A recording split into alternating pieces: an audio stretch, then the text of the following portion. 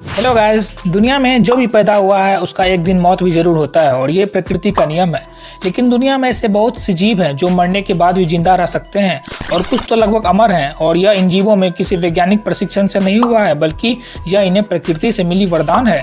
ऐसे ही कुछ जीवों के बारे में आज हम आपको इस वीडियो में बताने जा रहे हैं, तो अंत तक जरूर देखिएगा और अच्छी लगे तो वीडियो को लाइक करके चैनल को सब्सक्राइब जरूर कर दीजिएगा। Number 1, chicken. जी हाँ, मुर्गे, क्योंकि मुर्गियों का नर्वस सिस्टम हम इंसानों से बहुत अलग होता है।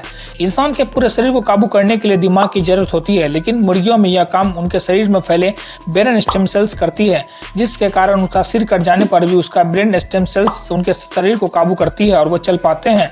यह तब तक संभव है जब मुर्गियों का सिर काटते समय उनकी जुगुलार वेन नहीं कट पाती।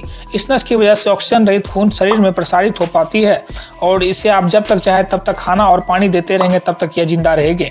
Number 2, snake. अगर आप सोचते हैं कि सांप का सिर अलग कर देने से यह मर जाएगा और आप इसे चाहे पकड़ सकते हैं, तो यह आपकी सबसे बड़ी भूल है, क्योंकि सांप का सिर अलग कर देने के बाद भी इसका कटा हुआ सिर लगभग 1 घंटे तक हमला कर सकता है और अपना सारा जार उस पर निकाल सकता है। ऐसा ही मामला 2013 में चीन के एक रेस्टोरेंट में हुआ था, जब पेंगफान नाम का एक बावर्ची कोबरा सांप के टुकड़े टुकड़े करके उसे पकड़ रहा था, लेकिन सांप के कटे हुए सिर ने उसे काट लिया और हॉस्पिटल पहुंचने से पहले उसकी मौत हो गई। दरअसल ऐसा इसलिए होता है क्योंकि सांप का सिर कट जाने के बाद भी आसपास की गर्मी महसूस कर सकते हैं और जब कुछ चीजें उसके बिल्कुल करीब आ जाए तो वह महसूस करके उस पर हमला कर देती है। Number 3, bee. मधुमक्खियां मरने के बाद जिंदा तो नहीं रह सकती, लेकिन मरे होने के बाद यह डंक जरूर मार सकती है। मरी हुई मधुमक्खियां उड़कर किसी को डंक नहीं मारती, बल्कि अगर कोई मरी हुई मधुमक्खियों को पकड़ने जाती है तो यह डंक मार देती है। मधुमक्खियों के डंक में जहर और जहर निकालने वाली मांसपेशियां दोनों होती है, इसलिए इसके डंक को दिमाग की जरूरत नहीं पड़ती। यही कारण है कि जब मधुमक्खी मर जाती है तो डंक शरीर का इकलौता हिस्सा होता है जो काम कर रहा होता है। इसलिए मरी हुई मधुमक्खियों को पकड़ने से पहले एक बार जरूर सोच लें। Number 4, cockroach.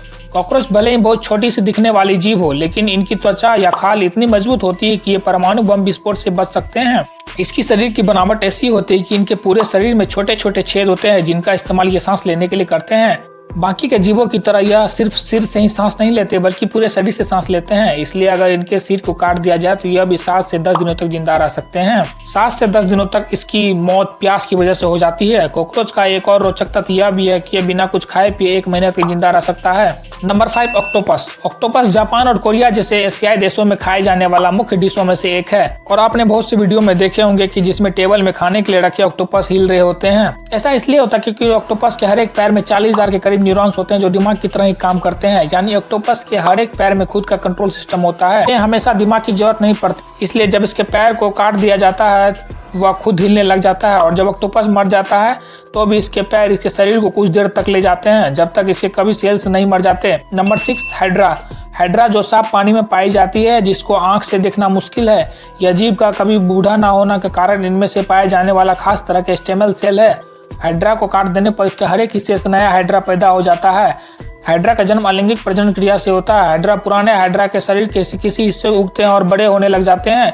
इन्हें जितना ज़्यादा खाना मिलता रहेगा उतना ही ज़्यादा हाइड्रा पैदा होते रहेंगे। हाइड्रा की और खासियत है कि इसके शरीर के हर हिस्से में नया हाइड्रा का पैदा होना, लेकिन हाइड्रा के छोटे आकार के कारण बहुत से समुद्री जीव इसका शिकार करते हैं और यही हाइड्रा के मरने का सबसे बड़ा कारण है। Number 7, टेरोटिपिस दोहर्नी jellyfish. टेरोटिपिस दोहर्नी पृथ्वी की इकलौती प्रजाति है जिसे अमर मानी गई है, इसलिए इसे इमॉर्टल जेलीफिश भी कहा जाता है। ये जेलीफिश किसी एक प्रजाति है जिसकी कोई आयु सीमा नहीं होती। यह प्रजाति जब भी भूखी, चोटिल होगी या पानी के तापमान या खारेपन में बदलाव होगा तो यह खुद को फिर से बचने वाली अवस्था में ले जाती है, जिसे कि पॉलिप कहा जाता है। खुद को ऐसे बचपन वाली अवस्था में ले जाने की क्षमता पृथ्वी में सिर्फ इसी जीव के पास है, जिससे कि हर बार खुद को मौत से बचाती है। वैज्ञानिक तौर पर भले ही यह जीव अमर हो, लेकिन प्राकृतिक तौर पर यह जीव हमेशा जिंदा नहीं रहती। इसकी मौत का जीव अंदर बीमारी या दूसरे जीव का शिकार होना है। गाइस, अगर आपको यह जानकारी अच्छी लगी तो वीडियो को लाइक करके चैनल को सब्सक्राइब करना ना भूले और कमेंट में बताएं कि आपको सबसे आश्चर्य किस जीव के बारे में लगा। मिलते हैं अगली वीडियो में, तब तक के लिए जय हिंद।